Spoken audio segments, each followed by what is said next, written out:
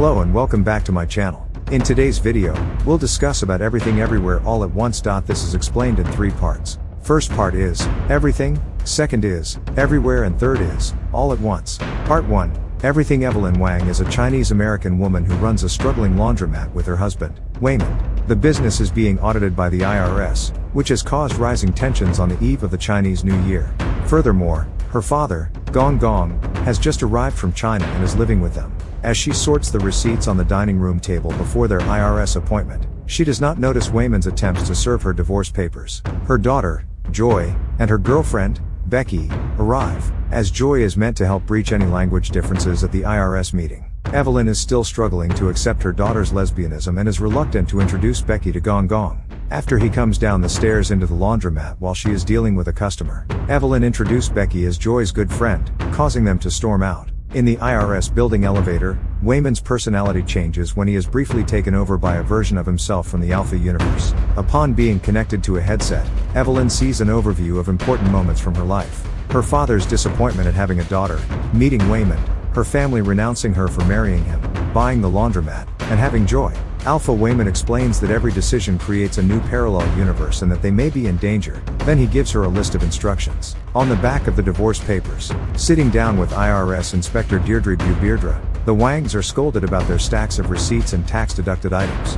In accordance with Alpha Waymond's instructions, Evelyn swaps her shoes to the opposite feet, imagines herself in the janitor closet, and then clicks the green button on her headset. She is pulled backwards into the closet where Alpha Waymond awaits to further explain that she is an important woman in his universe that discovered verse jumping. Before he finishes his explanation, however, evil Deirdre pulls him through the door and breaks his neck.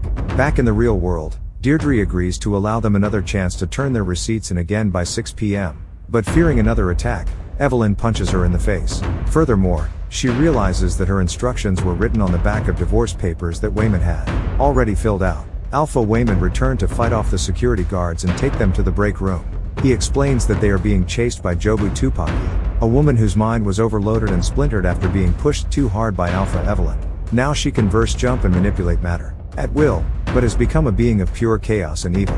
Alpha Waymond explains that verse jumpers can access skills, memories, and bodies of their parallel universe counterparts by performing a statistically improbable action that slingshots them towards that universe. Upon being attacked in the stairwell by evil Deirdre, Evelyn is able to tap into a universe in which she did not meet Waymond and instead became a kung fu master and movie star. She is able to fight off evil Deirdre, but Jobu Tupaki approaches and Alpha Waymond is knocked out. It is revealed that Jobu is actually Alpha Joy, and she kills all of the security guards sent to arrest Evelyn.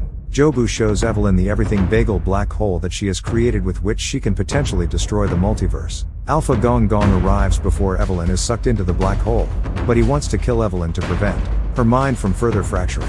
Waymond and Joy return to themselves and confused by their predicament, which Evelyn futilely attempts to explain.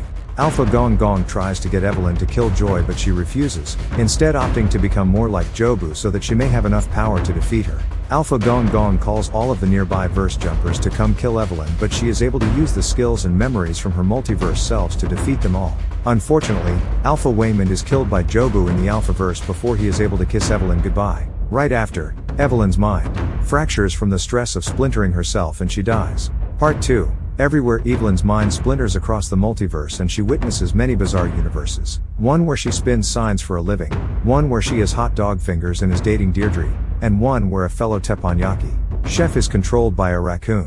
Jobu once again finds Evelyn and explains that she is not trying to kill her. Instead, she created the everything bagel to destroy herself because she is tired of never being present in any one universe. She merely wanted someone to accompany her into the unknown.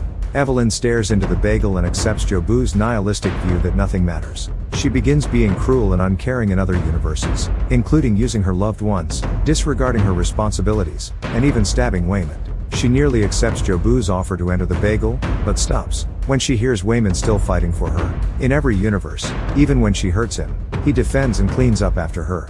He explains that his optimism is not naivete, but rather a conscious choice to be kind, since that is how he fights. And quad. Evelyn resolves to fight more like him and defeats Jobu's minions by sifting through the multiverse, discovering what is causing them anguish, and helping them find happiness. In the tax universe, Evelyn confronts Gong Gong about his lifelong disappointment in her and finally stands up for herself and Joy. Finally, Evelyn reaches Jobu and attempts to pull her back from the brink, but Joy cries out asking Evelyn to just let her go. Evelyn does so for a moment before pulling her back and telling her that she will always choose to be with her, regardless of everywhere else she could be. While Jobu initially rejects Evelyn's hand, she reaches back from inside the bagel and returns to embrace her. Part 3, all at once. Back in the tax universe, the family dynamics are noticeably improved as they prepare to go back to the IRS office. Evelyn and Wayman kiss in the lobby in what is clearly their first romantic moment in a long while. Deirdre seems impressed by the work that they have done but explains there is more to do before they are out of the woods. For a moment Evelyn begins to drift off to check in on her other universe self before she is pulled back and grounds herself in her home universe. And that's the end of our video.